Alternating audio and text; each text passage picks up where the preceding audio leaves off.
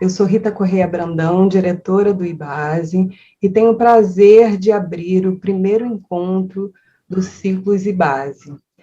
Essa é uma atividade que estamos lançando hoje e que tem como objetivo trazer para o debate público temas e vozes que contribuam para a democracia.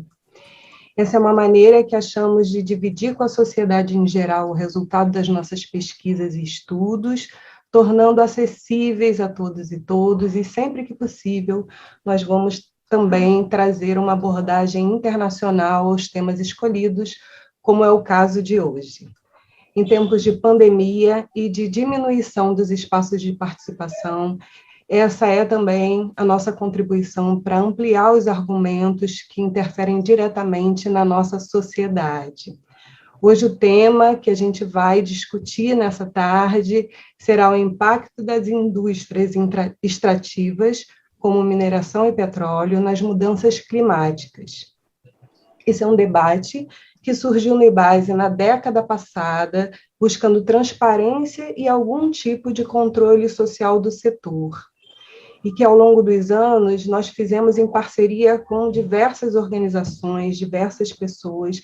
Hoje estamos aqui com a FASE, com o Fórum de Mudanças Climáticas e Justiça Social, com a Rede Latino-Americana sobre Indústrias Extrativas.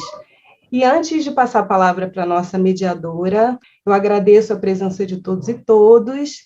Naída querida, te passo o bastão agora. Eu sou Naída Franca, pedagoga, atuando desde muitos anos na área de formação e educação ambiental, na assessoria de programas de desenvolvimento em territórios específicos com foco nas questões de justiça socioambiental. Nós estamos aqui para lançar e colocar em debate 2 estudos e 2 documentos importantes que levantam questões a respeito das implicações específicas da atividade extrativa no contexto das mudanças climáticas.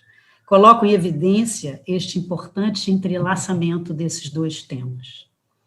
O primeiro desses estudos tem um foco regional, América Latina, escrita por Carlos Monri, aqui presente, antropólogo peruano, que atuou como diretor do Natural Resource Governance Institute, em Nova York, atualmente segue como conselheiro dessa organização e é assessor e membro da Rede Latino-Americana sobre as Indústrias Extrativas, que é parceiro nessa iniciativa aqui do IBASE. Entonces, voy a ir presentando algunas ideas. La primera es que hablamos mucho de cambio climático, de calentamiento global, y muchas veces no hablamos de que este calentamiento global y la crisis climática que estamos viviendo es parte de una crisis más amplia, de una crisis no solo climática, de una crisis ambiental general que ha sido caracterizada como la 6ª extinción. Han habido 5 oportunidades antes que conocemos en la historia del planeta donde ha habido procesos masivos de extinción de la biodiversidad. Y ahora estamos en la 6ª. La diferencia es que esta es la primera que es causada por la acción humana. Entonces hay que entender que el cambio climático, el calentamiento global, la crisis climática es un componente de una crisis mayor y que tiene entonces consecuencias mayores sobre la posibilidad de seguir con la vida de la especie humana tal como la hemos conocido en los últimos 10.000 u 11.000 años, ¿no? Esa es una primera idea fundamental. Ahora, América Latina, en esta crisis climática global, resulta que contribuimos relativamente poco. De acuerdo a la CEPAL, datos al 2016, menos del 8% de las emisiones mundiales de gases de efecto invernadero vienen de América Latina. Y sin embargo, como podemos ver en la tabla de la derecha, el calentamiento global nos impacta mucho. La conclusión no puede ser, pero si yo no contribuyo mucho, para mí esto no es un tema. Digamos, si yo no contribuyo mucho, ¿por qué yo tengo que dejar de sacar petróleo? O si yo no contribuyo mucho, ¿por qué tengo que reemplazar el consumo de gasolina por el consumo de energías limpias y renovables? Entonces, la respuesta es, no es que tengamos que hacer eso porque contribuimos mucho.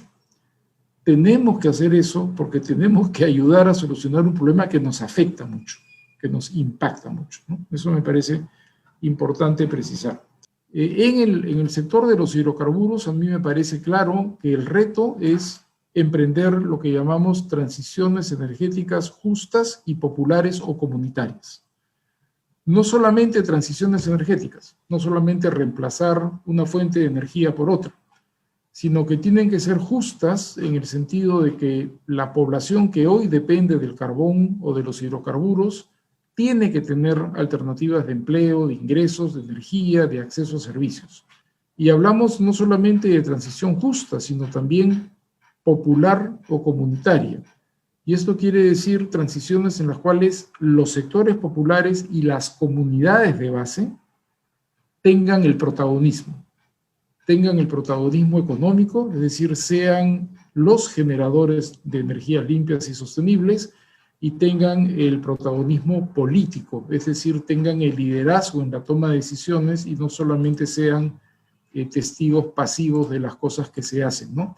O segundo documento que vamos tomar contato, que estamos lançando hoje, se volta para a realidade brasileira e tem como autor o Júlio Holanda, biólogo, atuando na área de ecologia política, principalmente nos temas energia eólica, energias alternativas, conflitos socioambientais e mudanças climáticas. É também ativista do Fórum de Mudanças Climáticas e Justiça Socioambiental. Acho que primeiro dizer algo que Narita já apresentou, né? A ideia do primer. De fato, esse documento, ele, mais do que buscar encerrar um debate, ele busca abrir, né? Abrir questões, abrir uma agenda. Então, a convite, sobretudo da RELI, né, da Rede Latino-Americana sobre Indústrias Extrativas, o IBASE foi provocado a pensar o caso do Brasil, como que se relaciona a atividade das indústrias extrativas no Brasil com as mudanças climáticas, mas aí também passando uma régua, né, sobre o debate da transparência, das políticas públicas e da incidência da sociedade civil, que eu acho que são temas que são muito caros assim, para o próprio IBASE, né? Então, acho que primeiro queria destacar nessa introdução esses 3 pontos. Assim, primeiro, de fato, dizer o que é que esse documento é. Então, ele é um documento aberto, ele é um documento que não está acabado, não está fechado, né? E que traz essas reflexões sobre o setor. Acho que tem um segundo ponto que o Carlos já trouxe muito bem, assim, que esse documento ele se insere, talvez, num dos maiores desafios que a gente tem enquanto humanidade, né? O atual modelo adotado, né, nas últimas décadas, ele tem colocado o planeta em intensa pressão, e aí o debate do que é o colapso climático, mais adequado até do que a gente falar em mudanças climáticas, no sentido do como esse sistema ele expande, né, ele ultrapassa as fronteiras planetárias.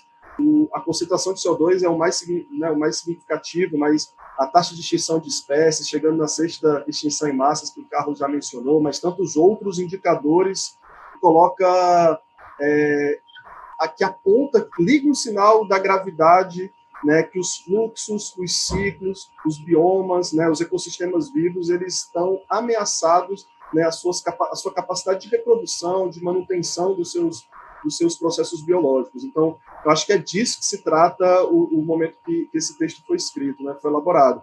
E, ao mesmo tempo, em paralelo, a necessidade de um conjunto de ações de mitigação, de adaptação, de adequações das atividades produtivas para a gente, em algum grau, conter esse colapso climático, né? O que eu acho que é importante também a gente entender quais são os setores que mais emitem gases de efeito estufa no Brasil. E aqui tem uma diferença importante, que é uma diferença do gráfico que seria o gráfico das emissões globais, né? O gráfico das emissões globais, o principal setor é o setor de energia, né? O setor da indústria do petróleo e gás, é o setor que mais emite gases de efeito estufa a nível global. No caso brasileiro, esse gráfico ele é diferente. Ele tem um setor de energia com uma parcela significativa, né? 21% ali, é o terceiro setor que mais emite gases de efeito estufa, mas o carro-chefe, o principal, é mudança de uso da terra. E aí esse é um termo que é utilizado... agora até esqueci a fonte. Nossa, daqui a pouco eu lembro a fonte. Que foi elaborado pela... Nossa, me fugiu. Eu esqueci de colocar aqui embaixo. porque eles usam esses termos, né, essas categorias. Mudança de uso da terra é majoritariamente o desmatamento na Amazônia e no Cerrado, né? Então, quando a gente lê ali mudança de uso da terra, é basicamente o desmatamento. E 25%, que é o segundo setor em emissão de gás de efeito de estufa, agropecuária.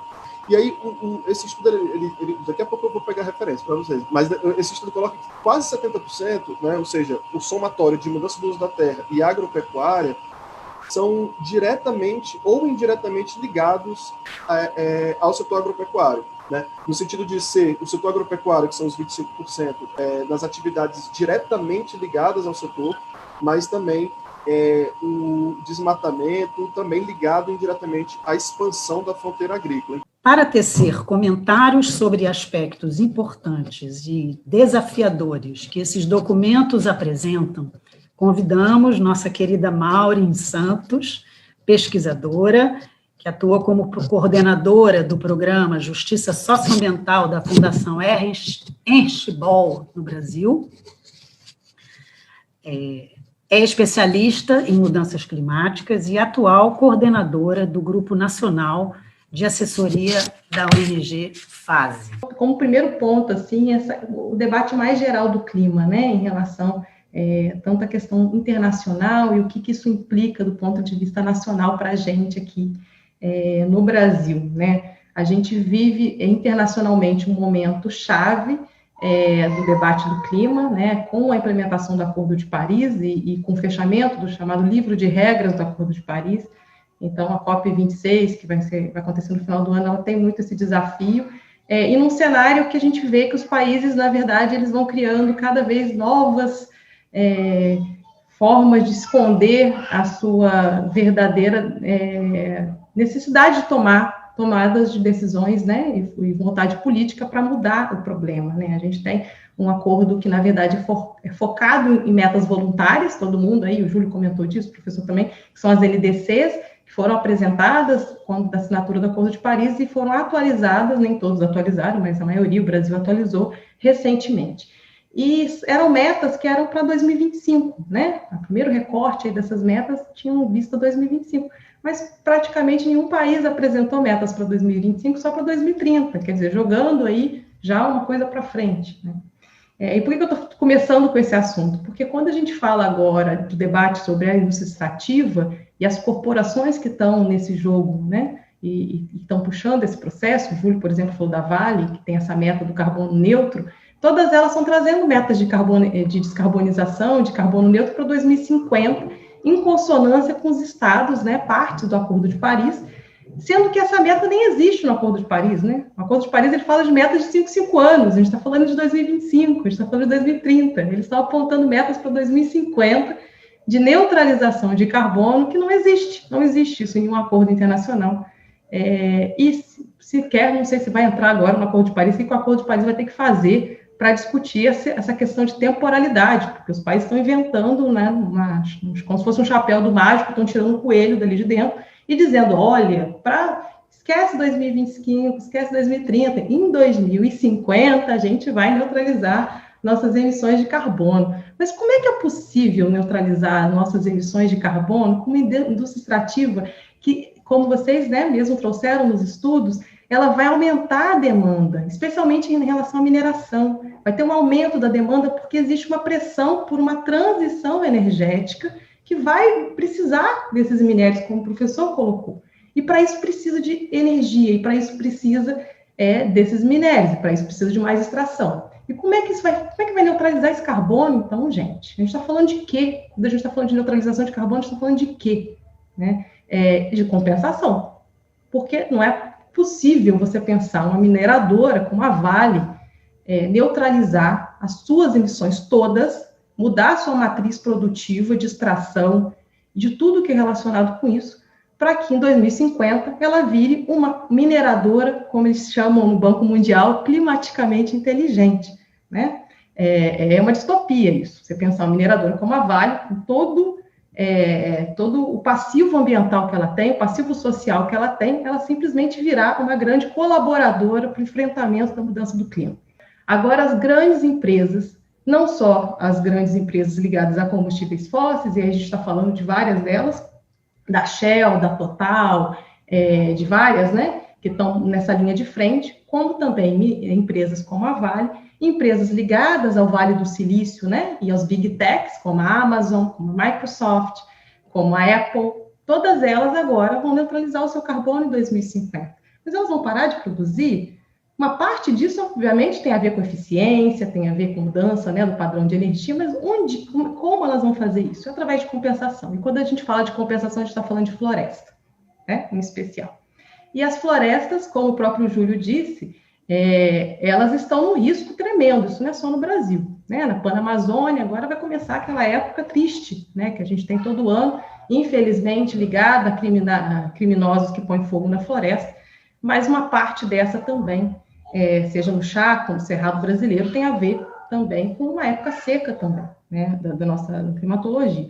E isso é muito grave, porque se você coloca toda a expectativa de uma redução de combustíveis fósseis, que é a grande emissão global de gases de efeito estufa, em compensação de floresta, que é bem menor, né, se você for fazer comparativamente, isso é um problema. Como é que você vai fechar essa conta? Um elemento central desse debate é a questão da transição, né, que já foi falado bastante aqui, mas eu gostaria de reforçar, porque essa transição, efetivamente, tanto como o professor Carlos Monmont falou e o Júlio, ela não pode depender dessas lógicas de desenvolvimento que são as que efetivamente guiam essas empresas, né, essas corporações da indústria extrativa.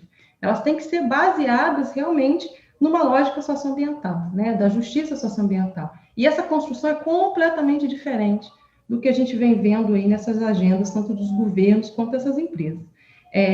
E aí, um dos elementos, e para fechar a fala, né, que a gente vem debatendo muito lá na FASE, junto das organizações e coletivos que a FASE atua, né, e minha colega Juliana Malerba, que vem puxando esse tema lá conosco, é a questão do direito de dizer não, né? E o direito de dizer não, ele também é uma forma de transição legítima, né? Ele é um contraponto fundamental para essas desigualdades. Isso deve ser passível de regulamentação. Então, a gente tem que falar sobre isso nesses debates. Então, o debate do clima é muito mais profundo, ele precisa de estar entrelaçado com um debate mais amplo de crises de sociedade, de crise ambiental, de crise de biodiversidade, né, da água, do estresse hídrico, enfim, de outras crises que a gente vem vivendo nesse mundo, para que as soluções não fiquem muito simplificadas e a gente acaba criando novas desigualdades ambientais por conta dessas soluções que essas empresas e esses governos vêm criando.